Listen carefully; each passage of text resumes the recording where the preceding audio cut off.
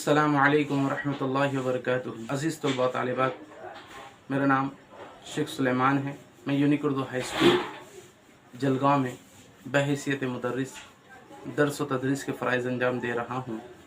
आज हम जमात हश्तुम की किताब उर्दू बाल भारती के सबक नंबर 1 हज़रत अली रज़ी अल्लाह तआला अन्हु का मुताला करेंगे।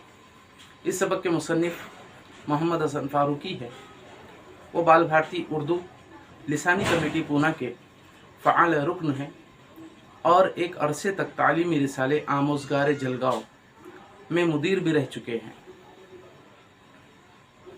तालीमी मंजरनामा और मेरे इल्मी व अदबी रहनुमा उनकी मशहूर तसानीफ़ हैं।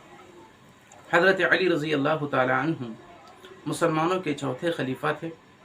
हुज़ूर सल्लल्लाहु अलैहि वसल्लम की दीन की दावत को पहले कबूल करने वालों में उनका शुमार होता है।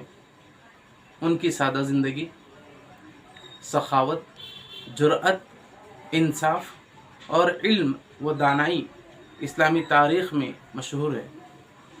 इस सबक में हम हज़रत अली रज़ी अल्लाह अन्हु की ज़िंदगी के बाज़ अहम पहलुओं पर रोशनी डालेंगे। प्यारे बच्चों, मैं सबक के पहले 3 पैराग्राफ की बुलंद ख़्वानी करूँगा।